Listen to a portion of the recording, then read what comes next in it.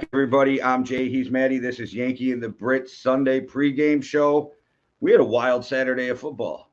Yeah, Merry Christmas, everybody. From my family to yours. I hope you have a really good year coming up and a really lovely Christmas with your family. And a crazy game of football, crazy few games of football yesterday, and an early Christmas present for me. Do you just want to start there? Yeah, and as we start there, I'll just switch over from the Christmas hat into my Cowboys hat. There you go. Okay. With We're ready to go. wardrobe change. We're ready to go. Wardrobe change, getting early. What a game to start with. The Cowboys, the Cowboys looked offensively to me that's the best game that they've played this year. So I'll say this, and then I'll let you go on because you will have more to say than me. I think Dak played really well. Mm-hmm. I think the Cowboys played a good game, and all this game did was prove to me that the Eagles are the best team in the NFL. Yeah, so we had to play our best game to beat the Eagles with their backup quarterback. Our offense had to play their best game to beat the Eagles with their backup quarterback. That's where the Eagles are at the moment. I think the biggest thing for them is that offensive line. They can do anything they want with the offensive line. Now, I was sat there screaming "hold" again all game on a number of plays. So maybe go back and watch some of the holds and things like that. But yeah, I agree with you. The Cowboys played one of their best games of the year. We overcame some bad defense. And their awesome offensive line and the way that they play, and we really got it out there. And once again, Dak gets it done. Dak got it done yesterday. Diggs tried to lose the game for you.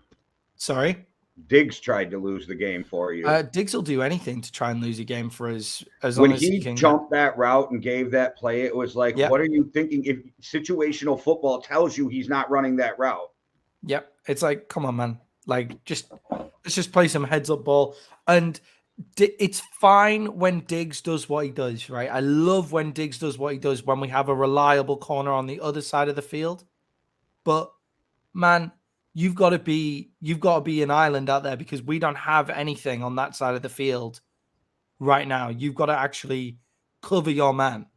We can't cover for you. Our safeties are helping out Kelvin Joseph or Nashawn Wright or whoever's out there. But Bland is a fucking monster. Our defense is actually a turnover machine, even when we don't get sacks. We didn't have a single sack. Two very even teams, but we came out on top. I mean, if you look at it, they had 25 first downs. We had 25 first downs. We went for 8 and 15 on third down. On third down, they went for 8 and 14. We went 1-on-1 on fourth down. They went 2 and 3. Total plays 72 to 69. I mean, it was pretty crazy. What is also mental is we allowed 6 sacks and the Eagles allowed none, and we still got it done. Dak made some great plays from off his back foot there. And Dallas Goedert seems to play really well against Dallas every single year. I have to ask you, Maddie, this is the question. Do you, and if you don't, it's fine because I don't. Do you by chance know how many turnovers Dak has this year? Because, and this isn't just me shitting on him, but he seems to be a turnover machine this year compared to previous years. Yeah. Or am I overthinking this? I think it's more he's let's have a look. I think it's more Dak he's got 12 interceptions. It just seems very un-Dak like all the turnovers he had. Like so it was the one that he gave away in the first quarter was insane. Like he literally just threw it to the guy. The pick six, that was wild. Like what the fuck was that? But I think what a lot of it is he's not afraid to throw it into small windows. He's trying to muscle it in a lot of the time, which is why we have him over Cooper Rush, which is why he's made plays that has won us this game and got us over the line. However, I'm not sure whether he's being more careless than before or whether he's just been so good that he's now he's not having a good run. I think what a lot of it is a lot of those interceptions have been deflections.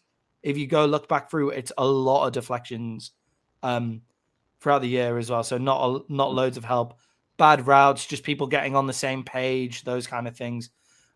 So yeah, I'm not sure whether it's totally on him.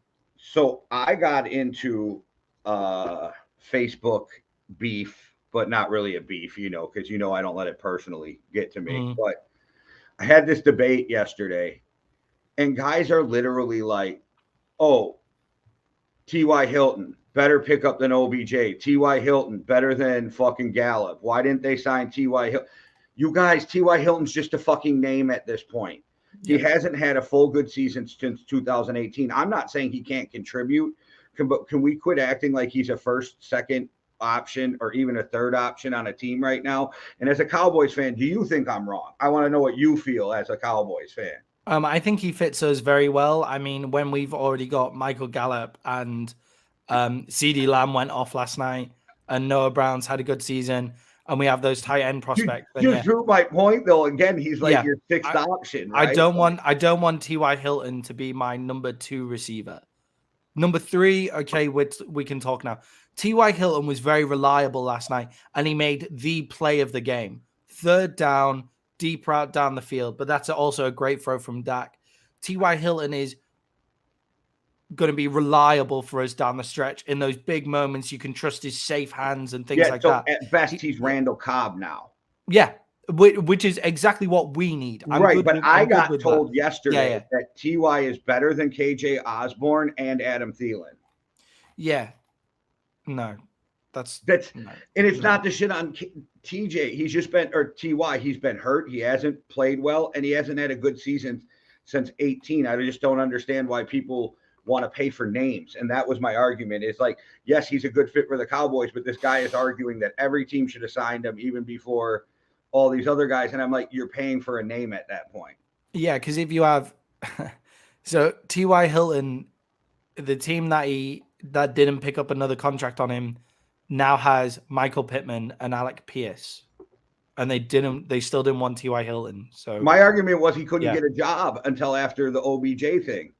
Yeah, OBJ's a better player if OBJ's fit. I think for us, actually, I kind of like the T.Y. Hilton pickup over the OBJ pickup, just because we don't know about OBJ's injury and things like that. And T.Y. Hilton is super reliable. Like, our wide receiver core is young and incredibly talented, but sometimes you worry in the big moments, like there's a drop coming, there's a deflection coming, things like that. T.Y. Hilton, you're not going to get that. And he made the play of the game. He made the play that kept us in that game. And CD plays big, and this isn't me taking away from him, but I keep waiting for CD to be a top receiver, just and I feel like he gets to the edge and then doesn't go over the edge, and then gets to the edge of being like that elite and then just doesn't get over. Something's got to shove him over the elite line because he has it in him. Yeah, definitely. But I think CD Lamb fits a certain way of football. Like, he's a big body dude. He's not going to be the all-round guy that Justin Jefferson is or Jamar Chase is, those kind of guys. He's not that all-round guy. What he is if you get him in open space, then fuck. Like, he's going to make those yards. And the Cowboys, I feel, are set up incredibly well to get 3 yards when they got to have it. Like, when the Cowboys have to have it, 3 yards, you got to have it. The Cowboys can make that because Dak will run through somebody. Like, we're not using Dak in the run game like I believe that we should, because of his leg and his injuries, which is fine. I understand that. But in that gotta have it situation, Dak will put his head down and try and run through somebody. In that gotta have it, fucking crazy. What? I still think you're fucking crazy. Me for wanting Dak to do any running. Yes, stop. Like, no.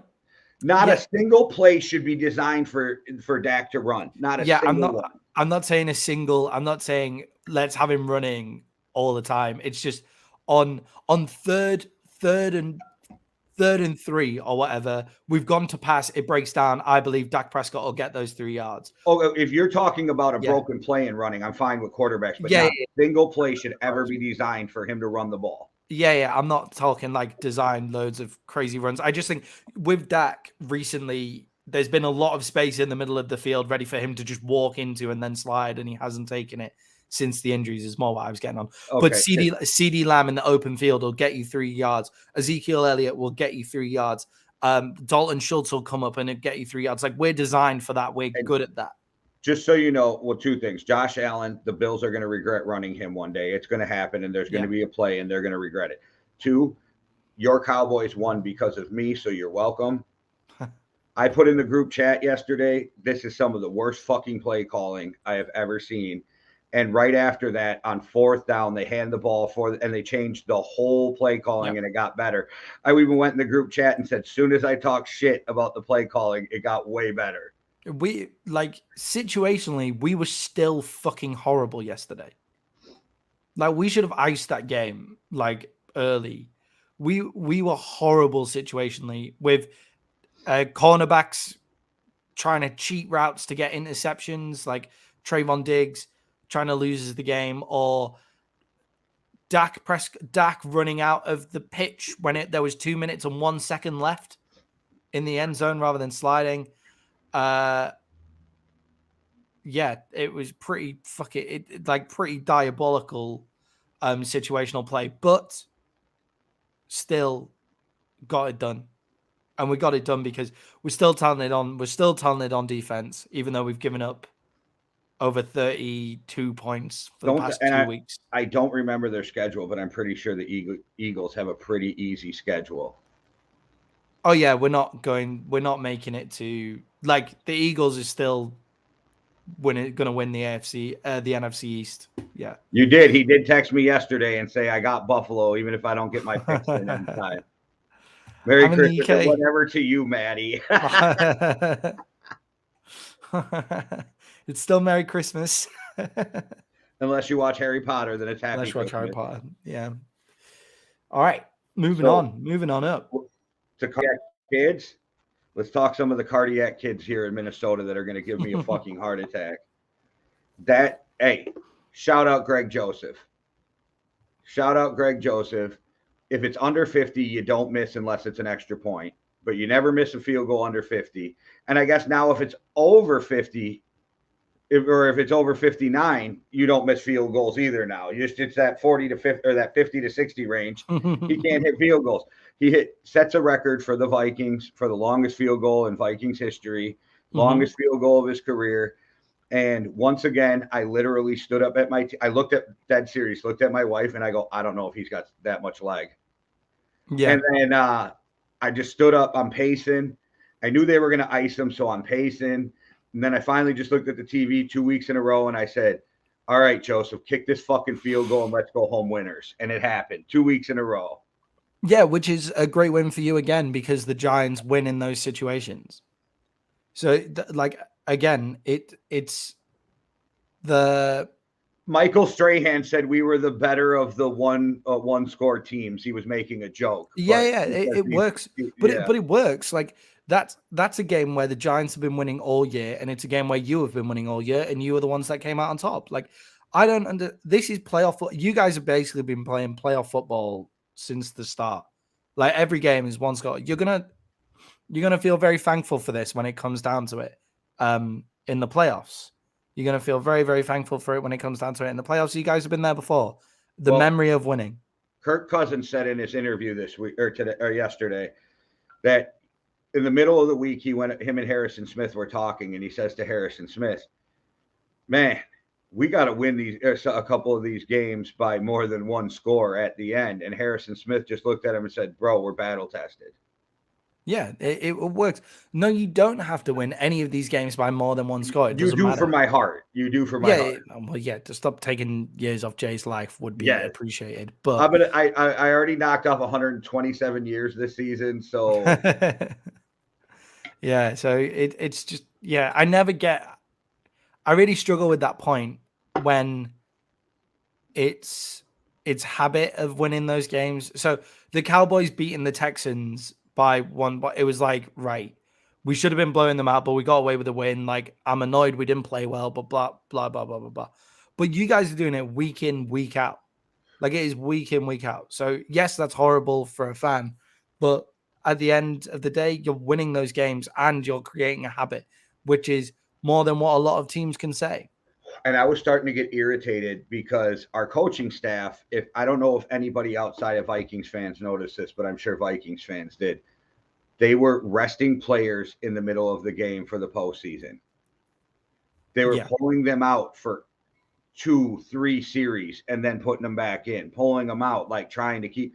Now, granted, we had a young guy come in, punch the ball out, get a turnover. You want to see that. But I was starting to get irritated because I'm like, I get you want to be healthy, but we still need that second seed. Like, what are you doing? Yeah, I mean, have you guys not got a shot at the first seed still? If No? the Eagles lose their last two games The and we Eagles have win to the slip last up two twice. games. So it's yes, but the odds of that happening, because I think the Eagles have a really like friendly schedule on the way out too. So it's like if the Eagles lose out, and could the Eagles lose out? Sure, if Jalen Hurts is going to sit the last two fucking games too. But after last night, I don't think they sit him. If you lose last night and they win, I think they think about sitting him again. But now with the number one seed on the line, you almost have to play him. If not next week, but week 18, you almost have to. Yeah, do you not think Gardner Minshew played well enough considering he just came in? I do, but I think Jalen Hurts is a class above. Oh, and if you lose this next week, you have to play Jalen Hurts week 18 to make sure you get the home field advantage if the Vikings beat the Packers also. You know what I'm saying? Yeah, I mean, you'd be tempted to play Jalen Hurts. You'll win the division. Yeah, that's not no, but you're in the same boat as us. If the Eagles lose out, you have a shot at the division. So the Eagles can't lose out, or they could literally end up a wild card. Yeah, I think you play Jalen Hurts week 18 anyway, because it's a lot of time. Yeah. It's a lot of time sitting from when he got injured to then that too with the bye week. So you play. So they've got the Saints next week, which, like on evidence, you should. Yeah, any given Sunday, we get that. Like we get any team can win, but if we're in the play Gardner Minshew predicting what the fuck other humans are gonna do.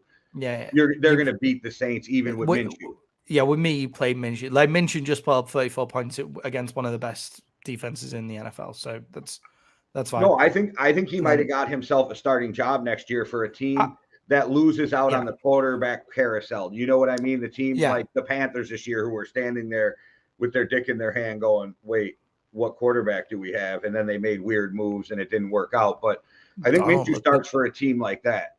Yeah, or like imagine Minshew on the Titans. That'd be fun. Well, and then with Darnold, you almost had to sit him. Mm-hmm. Like you had to. So like I don't blame the Panthers for what they did because of the way he was playing. He's playing better now, but they had to. Like people are like, why did you even go after Baker and give up those picks? And why did you see how bad Sam Darnold was playing before Baker came in? And so something's clicking with Sam and he's starting to play better. But I don't fault the Panthers for sitting him.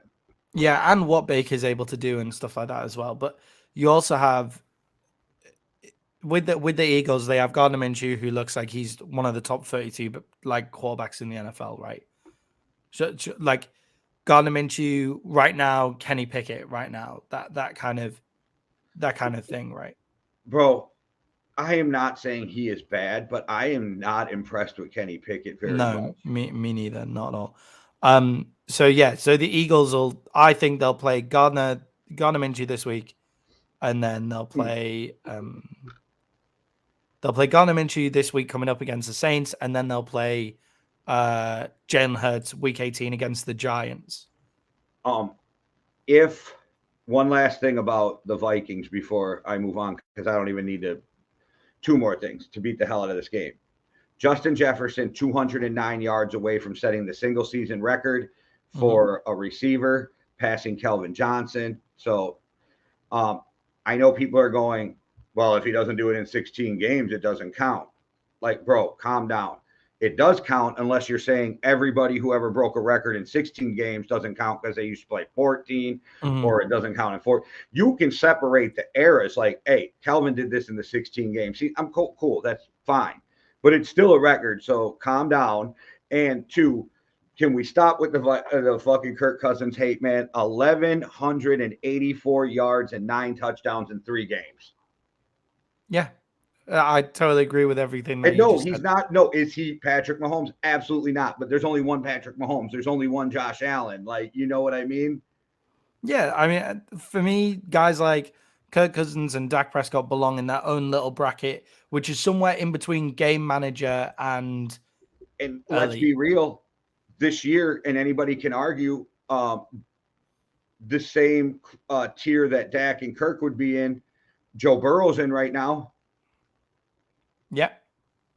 Like, he's not playing like Patrick Mahomes or Josh Allen or Jalen Hurts right now. Those are our 3 like top, and that can fluctuate year to year. But let's stop acting like Kirk's getting lucky. I mean, you get it on your end too. Like, Dak can't play or like Kirk can't play. It's just like, It's like are we not it's like watching the same games? it's like Dak needs to be carried. Well, hang on, because let's look at that. Dak's thrown for 300 and something yards and 2 touchdowns. Like, I'm not sure that's him being carried. Like, is he putting the team on his shoulders and winning a game? Not all the time, but that Texans game, we only won that because of Dak Prescott, right? And The Vikings are only 12-3 because of Kirk Cousins in that offense. Not just Kirk, but like JJ making catches. But I had a guy argue with me yesterday. I said, bro, he has 8 game-winning drives this year, and they're like, well, he shouldn't even have been in that situation. So that's on Kirk. Kirk playing defense. Kirk's doing everything. They're blaming Kirk, and then I'm like, there's only a handful of guys in the NFL who are good enough to have 8 game-winning drives in one season. yeah, that's it's a crazy thing. Like, is Tom Brady in the same tier as Dak Prescott and Kirk Cousins this year? No, Like, he's and it actually stands. lower. Yeah, because you can say things like, oh, he hasn't got the team around him and stuff like that. And it's like, yeah, but that's the point that we're making. Like, Dak Prescott and Kirk Cousins, if you have a team around them, they're unbelievable. Like, if you don't have a team around them, they're shit. But there's only a few players in the NFL that can deal with not having a team around them. And their names are Josh Allen, not Kirk Cousins, Josh Allen, Patrick Mahomes, Jalen Hurts right now. but he has a team around him though. Like, I'm not sure. Okay, he's still right now this year a top 3 quarterback. Yeah. But can Jalen Hurts do that without a team around him? Is what, like, without the best offensive line in the league, or like one of the best offensive lines in the decade? Like, is he gonna do that? Like, let's wait and see. But yeah, okay. And then like Justin Herbert, like, he does it without much talent around him, and guys like that as well. So there's not The many only guys in the problem is, league and that this ain't don't a need shot people at around them. Herbert, but the Chargers don't win all that often. Yeah, I think that's down to other things rather than No, I Herbert, agree. right? Yeah, I like agree. when they win, Herbert plays an absolutely unbelievable game every single time. So yeah, I don't ever get the Kirk Cousins or Hey, Dak Prescott hate. I got to tell you this. I literally had a Vikings fan tell me yesterday he'd rather have Geno Smith than Kirk Cousins. He knows nothing about football. Thank you, because that was actually my response. I was nice about it, but you just get to a point where there's no point arguing with people like that, though, don't you? You're just like, all right, like, if you formulated that point, you don't know enough about football to bother arguing your with and hate me for show Kirk you the other way. Cousins is so large that you're blinded. Yeah, or it's just like a debate on whether you would prefer to have Dak Prescott or Kirk Cousins, right? That's a legitimate argument. Or would you rather have Trevor Lawrence this season or Kirk Cousins this season? Like, those kind of things, it's like, okay, I can take that argument, like, fine. When you're bringing in people like Geno Smith, or like, those flash in the pan guys that like are having good seasons, but really, like, how Geno's amazing are having they? a good season, but Jared Goff's having a better one, and that Yeah, just proves my point. like Jared Goff, Kirk Cousins, like that kind of thing. It's like, come on, like, that would work, I guess, but let's go. Well, let's segue into some Lions since we just brought up Jared Goff, and I just thought, I said it Thursday, I thought the moment was too big for them, and I said it before, and I'll say it again.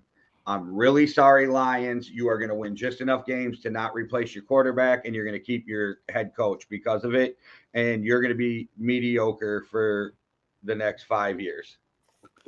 You're playing way too emotionally when you get taken for 320 yards rushing. right? Like For the Panthers.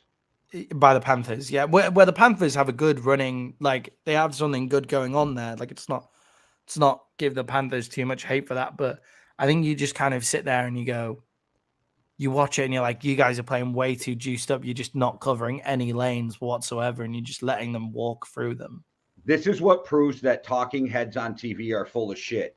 They praise the Lions, they praise the Panthers, and they shit all over a 12-3 team. Yep. Fair enough. You get more clicks off shitting on 12-3 teams, right? It's crazy. I guess they're holding people to a different standard, but it's just like, guys, like, come on, let's sort this out. But yeah, I think the Lions just got to a point of emotion where it was just too much for them, and they're too young, not ready for it. And I've liked Sam Darnold. Like, I think Sam Darnold's a decent quarterback in the NFL. He's definitely one of the top 32 best quarterbacks in the NFL, worth a starting job. And they were able to disagree with you, but would you be surprised if he ended up a career backup? No, but I think that's largely down to reputation rather than actual skill level. Like, would the Jets rather have right now Sam Darnold or Zach Wilson? If that kid doesn't turn it around, he is up there with Jamarcus Russell as the biggest draft bust in quarterback history. Colin Cowherd calls him Johnny Manziel with a better arm. And it's like, see, and the only reason I feel like it's not as bad, or Johnny Manziel isn't as bad, is because you took him with the 22nd pick. Yeah, just fair enough. Yeah, I think that's about hype around him and things like that as well. I don't know what it is with Zach Wilson because he has all the flashes there. But anyway, I can tell you, I figured it out this weekend. Honestly, 2 weekends ago, I watching him play. I figured it out. He can't go through his progressions. He can't do it. Yeah, he just doesn't look at him. Just goes no, and he doesn't. He doesn't move his body. He locks in, and he never comes off the guy he wants to throw it to. All right. Okay. I'll watch out for that this week. It's a good shot. I can totally see that happening as well. Like, I was thinking there was a few interceptions that he threw early on in the year where I was just like, you're not looking off that guy at all. Like, you need the safety to move. If you're going to throw that ball there, you need that safety to move over like just a couple of inches, really. That's what impressed me about Mike White is that if you watch him, he's like bing, bing, bing, bing through his progressions. And I'm like, wow. Like he's not the most talented guy in the NFL, but you can tell he's very football smart, Mike White. Yeah, definitely. I'd still rather have Sam Darnold though, but yeah. Yeah, I'd still rather have Mike White than Zach Wilson right now. Too, yeah, too, definitely. And I liked Wilson coming out of college, but wow. Mm-hmm. Yeah. Just in summary, the Panthers went for 570 yards on a team, which is pretty crazy. 8.8 yards a play. Just the Detroit Lions got 381 yards. 336 of those are passing, and they still only managed to score 23 points. And they gave the Packers some life still. Yeah, yeah. I mean, that's just horrible. Like the Packers just being able to hang around anywhere is just not good. The Packers are going to lose today anyway, so nobody has to worry about it. Hopefully. The Panthers gave them 74 yards in penalty yards as well, and they still just didn't make any time of it whatsoever. And it wasn't like the Panthers were just like marching it down the field running. So they were going, it was 35 minutes in time of possession to 24. Like that's not too crazy a margin for 570 yards, right? Like that's just not that crazy margins at all. But yeah, the Panthers outclassed them. The Lions were playing too emotional. Sorry, Lions just weren't good enough. And the NFC might be the one division to have every person in there for the first time ever. So before we get on to this Bears-Bills game, because we are going to talk about that, just a quick question for you on the Bengals-Patriots game. What the hell happened to the Bengals to let those guys back in that game? I'm not sure. Yeah, they were absolutely slaughtering them. They had their foot on their throat and then just decided to throw interceptions. Crazy. It was just a weird game. I think that's something about the Bengals. Like I've never seen the Bengals as like a cutthroat team, like a ruthless team. Like they don't feel ruthless to me where it's like, oh, you put the foot on the throat and you keep pressing and you keep pressing and you keep pressing. Like they don't feel like that team to me. So I can't say it overly surprises me, but yeah, I can't believe they let them back into it. It looked like they were about a new low for the New England Patriots. Looked like what was about to happen right there. So Bears, Bills. Mm-hmm. Josh Allen didn't even have a great game, and they still stomped on the Bears' neck. Yeah, I mean, so I lost in fantasy this week. Yeah, me too. I'm not dead yet, but I'm about dead. Yeah, I was. The Yankee and the Brit are both getting bounced in the same week. I don't mind losing to Duffy, however, but I look at my team and I'm like, do you know what? Like, this was just a really shitty time to have a really bad week. Like, I have no regrets to anything that happened, but I made him have to take Sam Darnold, and Sam Darnold goes off. Just awful, right? And then Justin Fields is held to 7 fantasy points or something because the Buffalo Bills do a great job. The Buffalo Bills just went, our defensive line is good enough where we can just keep contained the entire time. Like, we can keep contained, we can keep contained, we can keep contained. Like, they're good enough to be able to do that. Their linebackers are some of the most underrated in the league. Like Matt Milano is absolutely unbelievable. And they just played Justin Fields really, really well. That's the way that you've got to play him. And Justin Fields, once again, shows why he won't be considered a top quarterback until he just realizes to sit in the pocket and throw. Like, you've just got to be able to sit in the pocket and throw. He ran for 11 yards. He can't sit in the pocket and throw.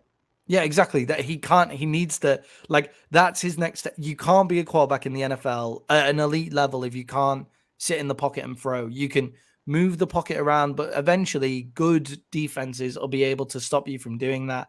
And they did that to Justin Fields this week. I agree with you. This is where earlier in the season it was like, yeah, I agree with everything you're saying. I just think you can win with Justin Fields, and he's shown ability to do amazing throws and throw the ball really well. He has that arm talent. He has that, like, is there a way we can just get him in the pocket throwing? Is it his offensive line? Is it this? Is it that? Like, I want to see 2 more years of Justin Fields, and I want to see that progression of him throwing in the pocket. I want to see 10 more years of Justin Fields with the Bears. I just want to see some progression of throwing in the pocket. That's all I want to see.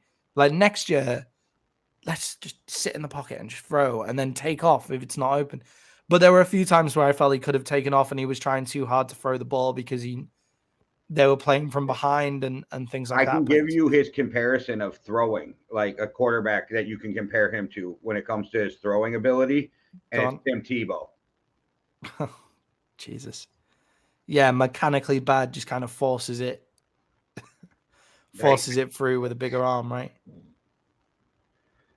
I watch that. I'm watching that game and I'm like, I cannot watch this game anymore. Like, this thing is like paint drying.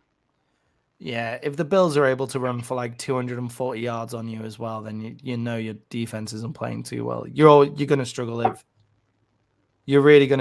the Bills are running for 240 yards. I just thought of something, Maddie. This is a little off base, but no matter what happens, my Vikings do as well as I predicted or better at the beginning of the year. Great. I called them 12-5. So no matter what happens, they get their 12 wins. Yeah, I want to know, like, haters of Justin Fields. I want to know how many wins they gave the Bears at the start of the year and things like that. Do you remember how many I gave him? Because I'm in that hater category. Yeah, I think he gave him around 3. Okay, I thought we said 3 or 5 or something. I think you were around 3, maybe 4. We'll have a look. I'll go back through, watch it, and write it all down, just because it will be fun at the end of the year to just go through it. But yeah, it's an interesting, like, Justin Fields and the Chicago Bears are an interesting conundrum to have, aren't they? Like, it's a shit team with the quarterback who sometimes looks like a fucking magician, but does he ever look like a magician as a quarterback? No, he looks like a magician when he just gets to run around in the backfield and things. So it's just all, but then also he has no wide receivers to throw to and no offensive line to block for him. So he does have to take off, and he can't throw in the pocket because is it the pocket crumbles on him because the offensive line is terrible, or is it his mechanics? I think it's both, which is not good. But yeah, it's an interesting dilemma down there in Chicago. And the Bills look really good. The Bills put a clinic on them, and they just won that game methodically. And their defense is stout. They have a great defense. All right. Any other games you want to hit before we move on to today's games? Let's have a look. What have we got? Yeah, the 49ers look good against the Commanders. Fucking Commanders could not help me out there. Okay. Yeah, a lot of people were saying things that all the Commanders are up and coming. Chase Young is coming back. They're gonna. Did you hear they're really talking about starting Carson Wentz? But just where's Taylor Heineke being that bad? That's what I want to know. I agree. Like, I don't even know why you're having the discussion of Carson Wentz right now. Yeah, your problem isn't Taylor Heineke. Your problem is just general offensive dullness. Like, your team is offensively boring. There's no way.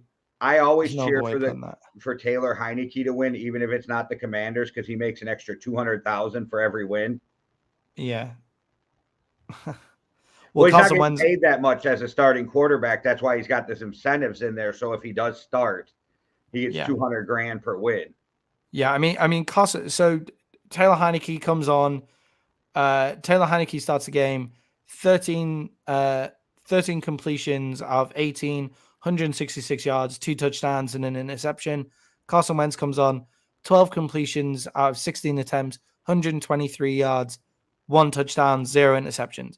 You know that 13th, those, like, if you gave Carson Wentz 2 more attempts, then I'm sure there probably would have been an interception in there. Don't get me wrong. But the game's already looking bad by the time you put Carson in, and the game's done. Yeah, I don't like that call at all. I just don't think you have. I think you have something in Taylor Heineke. You have something to market. You have, and he's the only entertaining part of your team. Like, Terry McLaurin is a Superman style wide receiver, but he's not the most entertaining guy, right?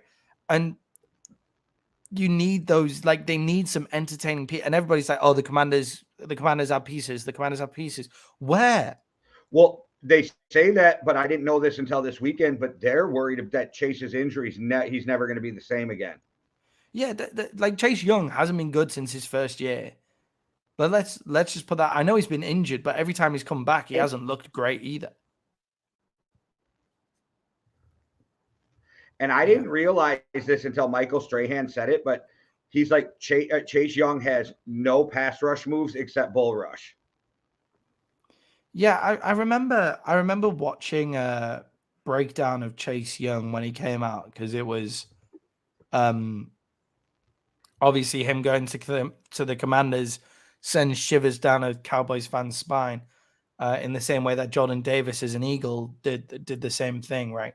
But yeah, Chase Young out there, I was watching some analysis on him first coming out, and I remember, and I think it was just my general Commanders hate at the time that was making me watch it in a very critical way, but he was the guy who was running the film and showing it off, was like, whoa, isn't this amazing? Whoa, isn't this amazing? What? And it was just like, he won't be able to do that. I was watching it and I was like, he won't do that in the NFL. I was like, he won't be able to do that in the NFL. Those guys, he's able to do that because those guys are smaller than him. The guys are going to be bigger than him in the NFL. Chase Young will have no effect against the Philadelphia Eagles offensive line. It won't happen. Yeah, I don't know. I mean, I like the kid, and I hope he works on some other moves, but I really hope that what I heard this weekend and that his injury's not healing right, and they don't know if he'll ever be the same again, isn't true. Yeah, that's sad. Because obviously he's a really nice kid and a good leader and things like that. Grew up rough, wondering where his next meal is going to come from at times. Those are the dudes you really want to see succeed. So yeah, maybe they'll lose faith in him. They'll release him. He'll come to Minnesota and be a Hall of Famer. Yeah, maybe. Maybe. All right. Should we I cover think you some guys should Christmas cut Day? Micah. I think you guys should cut Micah Parsons, but I'm just saying. Yeah. I mean, if he stops being held, he might be able to get a sack at some point in the next 2 games. Well, that was the new collective bargaining agreement. You can hold Micah Parsons. Yeah, you just so that we can actually get games where the Cowboys aren't just sacking everybody all the time. You're allowed to hold Micah Parsons. All right. Well, before we run through today's slate of games, let's get a quick word from our boy Freezes. What's good? It's your homie, Freezes Christ. Y'all know the deal. Make sure y'all head on over to overtimehustling.com where you can catch all the latest merch, all the newest mags, all the media, everything, know what I mean? And you can also find me on Winging It with the homies Keith G, King Dell, and Payne Gusto. And you can catch me on Turf Tales with the homie SK. And if you got nothing to do on Sundays, even if you do got something to do, make sure you tap in the Overtime Reactions hosted by the homie Cuzzo. And I cannot forget the homie Jay over there at the Yankee and the Brit channel. So make sure y'all go over there and check them out. And hey, check me out, your boy Freezes, on that Real Talk with Jay. It was a hell of an interview, yo. Gotta do it again. I keep saying it because I mean it. We gotta do it again. I had a great motherfucking time. But anyway, you know who it is. Freezes H, OTH, Yankee and the Brit, Winging It, Turf Tales, Overtime Reactions, Chronicles Podcast. You know the drill, Cush's Corner. It's a motherfucking movement. So move with it. Or move out the motherfucking way. Simple and plain. Overtime hustling, we hustling overtime. All right. So we should probably touch on, even though we ran through it on Thursday because I didn't stop when we were supposed to, just touch quick again on this Packers Dolphins game. 3.5-point favorites at home are the Dolphins. I think they're disrespected, and I think they win this game by more than 3.5 anyway. Yeah, I still don't really understand what the thing is that has kept it that close. I don't get it at all. I don't. I think it's because they're on a 4-game slide. Yeah, they're on a 4-game slide against really good teams where they've been playing in where they've been playing against really good teams and they've been banged up, but they're becoming more and more healthy. And I'm going to take the Dolphins in this one to cover the spread. I don't believe in the Packers at all. All right. Well, then let's just move on because we already talked about that game on Thursday too. Broncos Rams, what the fuck are we doing on Christmas, man? Why didn't they leave Christmas Day open and then just move the best games from this weekend to Christmas Day since there's only 3 of them? I have no idea. But we get the Broncos Rams. I mean, maybe they thought that people would actually be doing something on Christmas. Think about this, though. So the Broncos are favored by 3 at the Rams. Yeah. Imagine. So that makes sense. That would have made sense at the start of the year as well, like before the season started and we realized that the Broncos were awful. But imagine saying that the Rams just haven't been able to get it together at all to where they're now a 3-point dog to the Broncos. And I'm taking it. I'm taking the spread in that one. I think the Broncos will cover the spread in that one. I think the Broncos defense has been elite. It's been absolutely incredible. It's the second or third best in the NFL. I'm going to take them to win that game because the Rams won't be able to move the ball.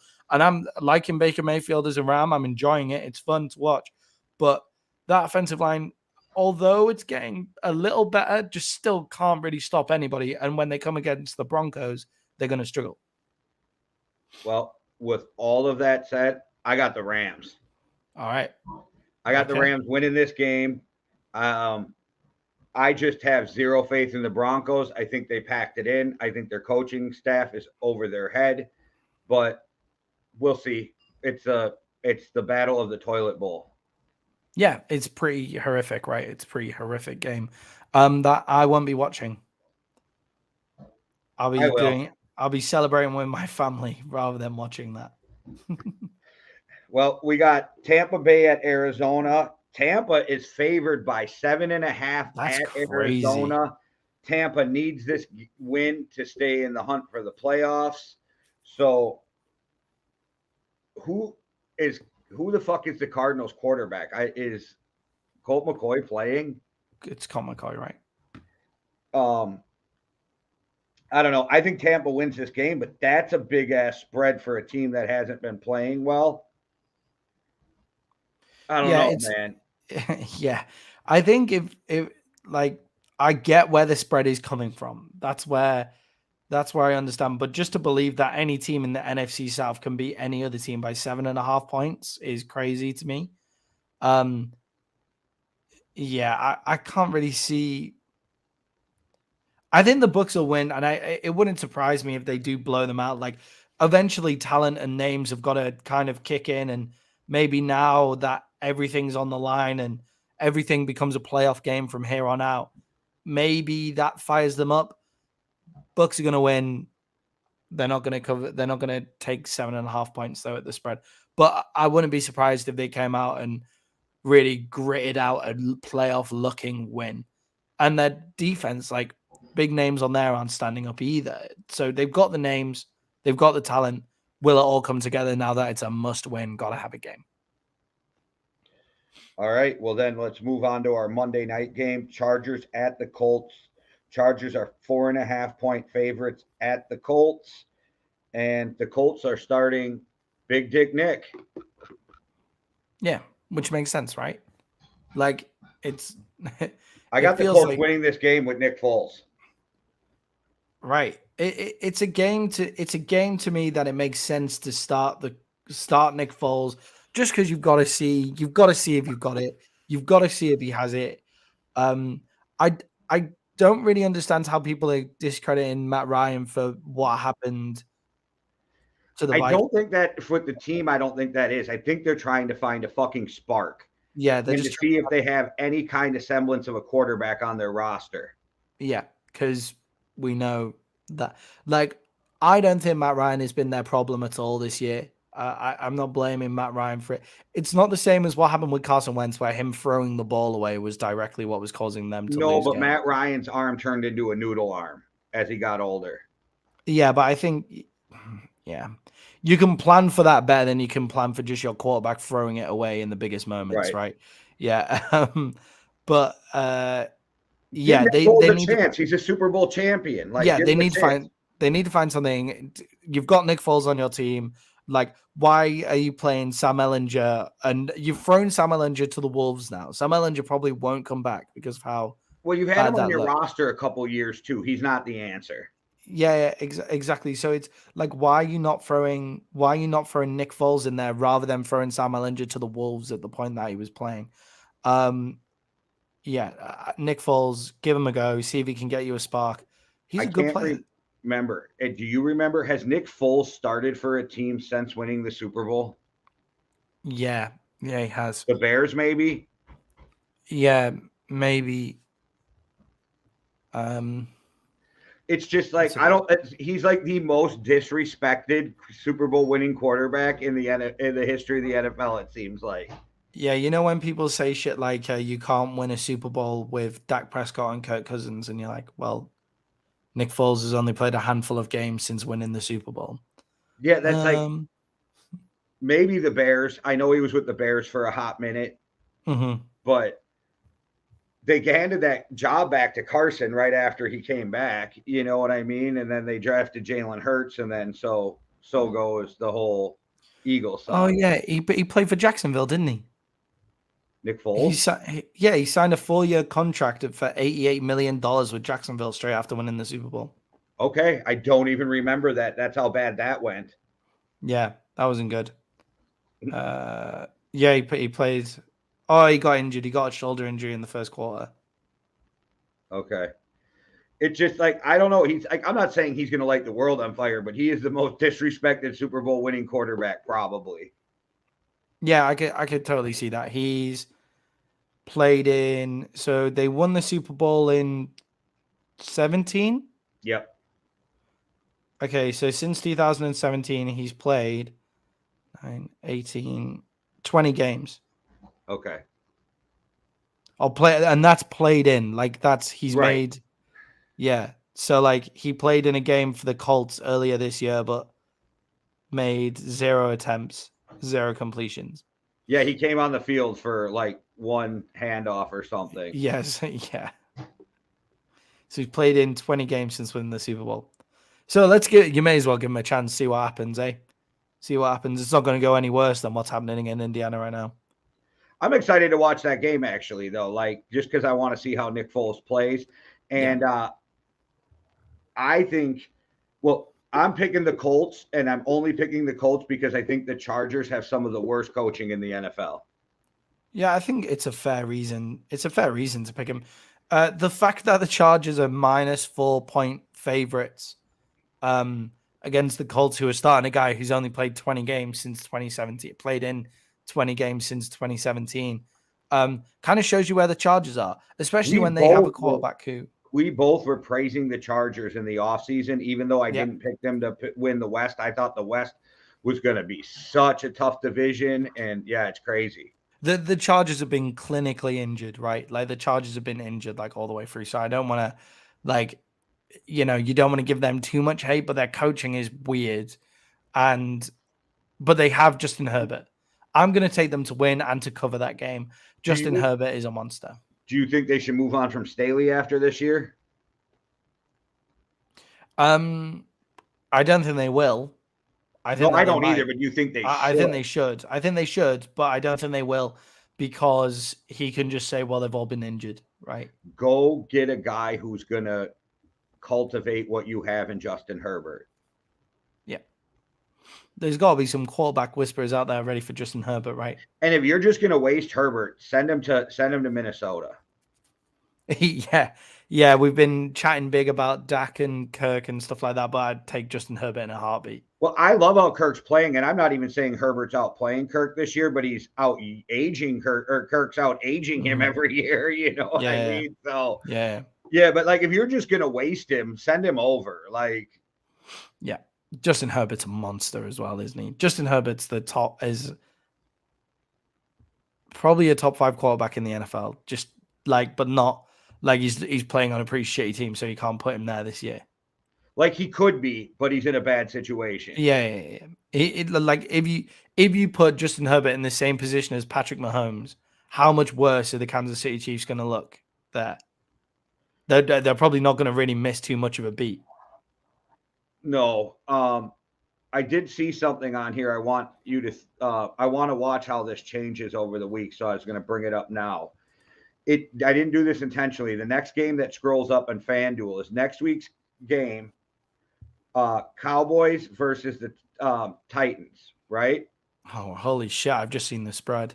That's what I want to keep an eye on to see where that is come towards that game on Thursday. Yeah. That's pretty wild. I mean, the Titans did just get beaten by the Texans, right? I think it depends where Brian. Like, we know it's 9.5 now. I want to see what that point spread is come Thursday. Yeah, if Malik Willis is playing, I'm confident. I think I read something that they're pretty sure Tannehill's out for the year. All right. Well, if Malik Willis is playing, then I'm confident in that game. But we'll see. We'll see where that goes. We'll keep an eye on it throughout this week. No, that's what I wanted to see. I wanted to see where it moves to, if it goes up or down, because it started at 9.5. Does that thing end at 12? You know what I mean? Like, where does that end? Yeah, hopefully Vegas have learned from their. Hopefully people have learned from their mistakes of -17 favorites on the Texans and stuff like that. I'm telling you, if it's a huge spread, 99% of the time, just take the dog. Just take the dog. Yeah, because you're not really losing out too much. No, like, I mean, think about it. We both picked the Texans with the spread and whatever, and the Texans won the game. Yeah. I think you can sit there.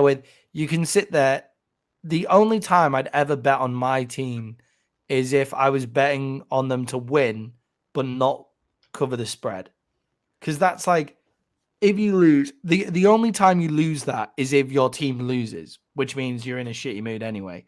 But what's happened there is you get the win and you win the money, which is like, oh, we didn't play as well, but hey, look at this, what a money. Or you've got the win and you've absolutely annihilated a team. So then that's going to make you feel happy too. Obviously, I'm talking a small amount of money here. Right.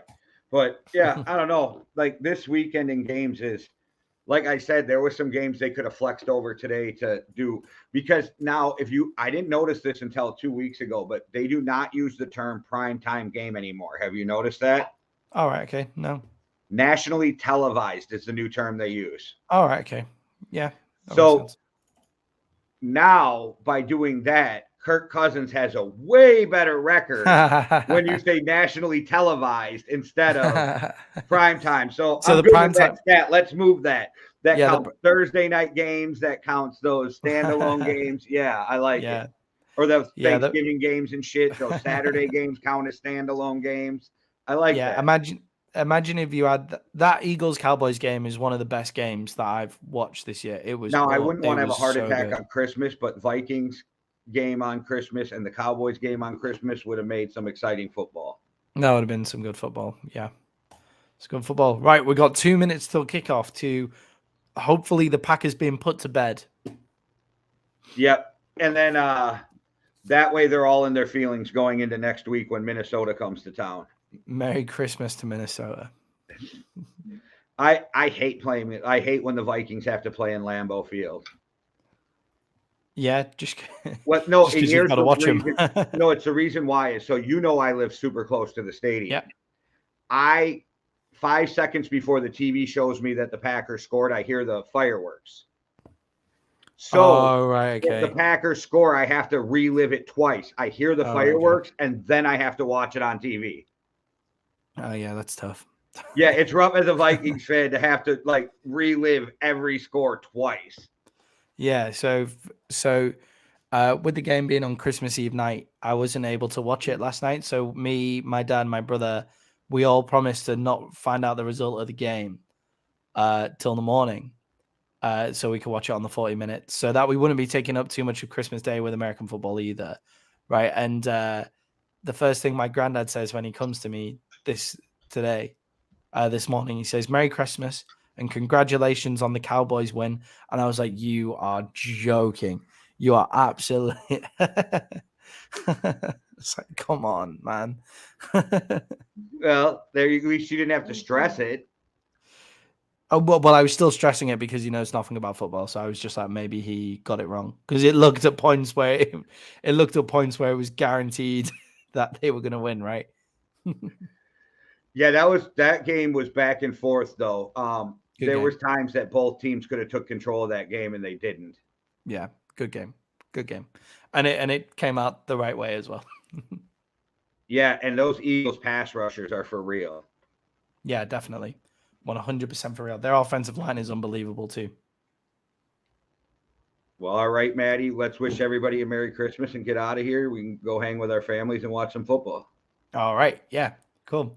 So, Merry Christmas, everybody. Have a great year. Thank you so much for all your support this year on the Yankee and the Brit channel. We really, really appreciate you. And make sure, and everybody from the Yankee and the Brit wishes you a very Merry Christmas. All right, guys. Well, there you have it. Christmas wishes from across the pond, as they would say. And Merry Christmas from me and my family. Thanks for watching. One world, one love. Deuces. Cheerio.